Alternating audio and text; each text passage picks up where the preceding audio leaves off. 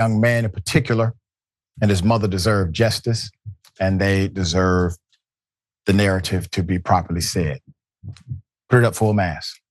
12-year-old who recited MLK speeches, well known, was killed by his own father.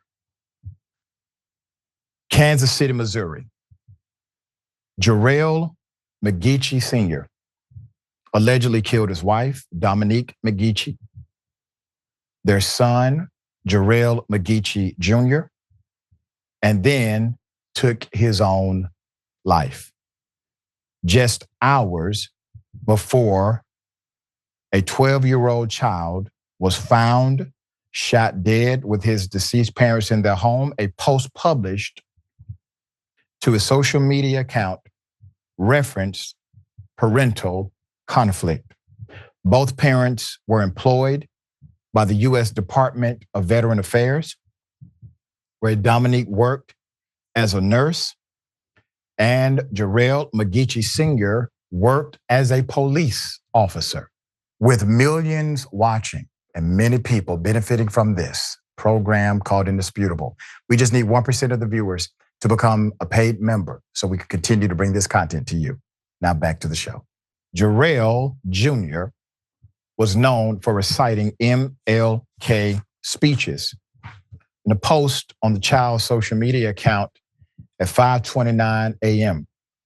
The same morning, the family was found dead. References were made to discipline by the father. The mother's decision to separate father from son, a difference between the parents. People, it's not just publishing the social media post in full, as the prominence of the post and the circumstance surrounding its writing remain unclear. So they did not place full context of the post because of that. Kansas City police responded to the home Monday for a welfare check after 38-year-old Domonique A. McGeachy failed to show up for her job. When they went inside, they found McGeachy dead along with her husband, Jerel McGeachy, also 38, and their son, 12-year-old Jerel McGeachy Jr. Cops say the elder McGeachy shot both his wife and son to death before turning the gun on himself. No motive was released. I'm going to give you some background on the family. The McGeachys were well known in their communities in North Carolina and Missouri.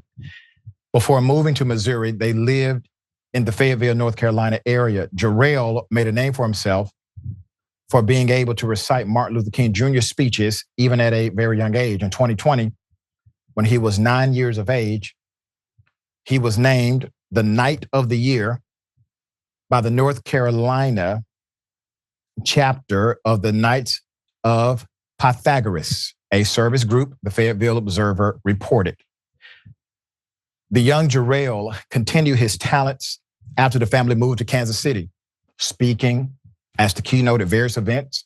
He performed King's "I've Been to the Mountaintop" speech at an event in Wichita, Kansas, and at an MLK event January.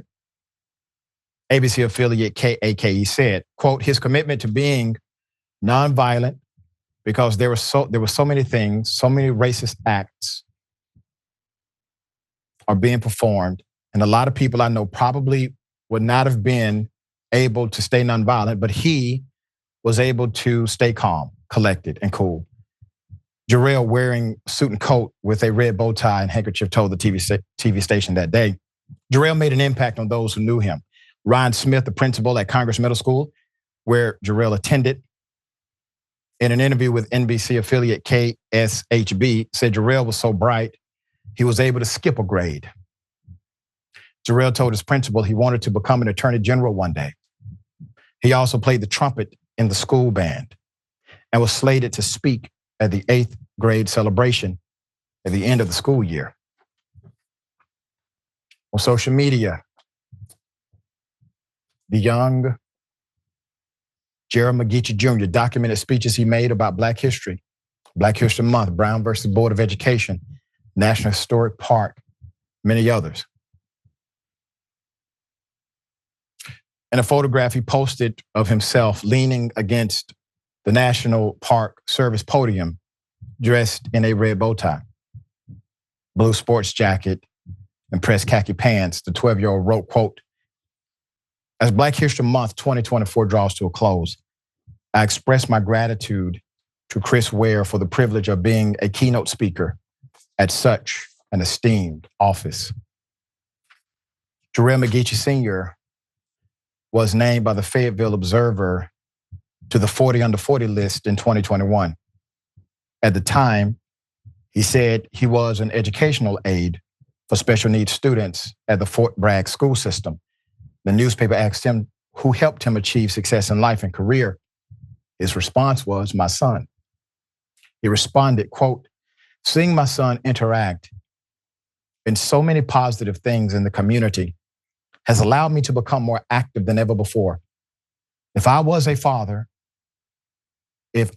a father cannot teach my child and guide him to the difference between right and wrong and direct him to positive exposure in life, the streets will.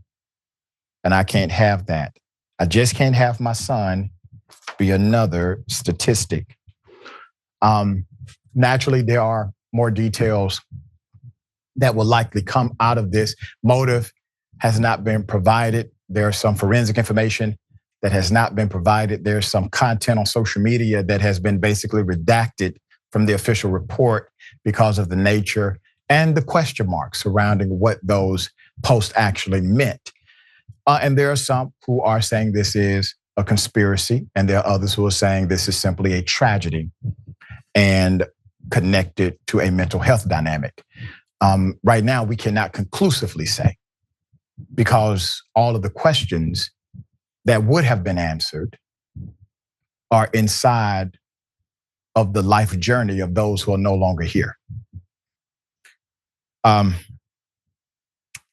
thought it was important because of what this young man already has done in his leadership career to highlight his impact and not allow the tragedy of how life ended to stop the reality of the leadership he provided while he was here.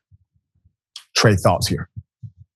Yeah, this is one of the most brutal and heartbreaking stories I can remember hearing, frankly. Any kind of story like this is always like really tough for me to even think about, let alone talk about. I'm 38 years old today. I have a 12-year-old son. I have an 11-year-old son too. And, just having to even think about this actually happening in the real world is real tough. I say stories like this, but again, I can't think of a story actually like this recently. Everything about it's always sad anytime, somebody this young dies in any context or circumstance, but especially someone, a kid so clearly like special and talented, like he so obviously was, like he was on another level and was on his way to being the exact type of adult that we need a million more of in this country and in society. So that makes it particularly tragic. And then, as a dad, I mean, you hear all the quotes from his dad and everything that anyone knows about him, and it just doesn't make any sense. I literally can't fathom something like that. It doesn't make any kind of sense to me. And I guess some people are, and probably because of that, some people are having like conspiracy theories or whatever, which I understand how your brain would go there because it doesn't seem to track. The only other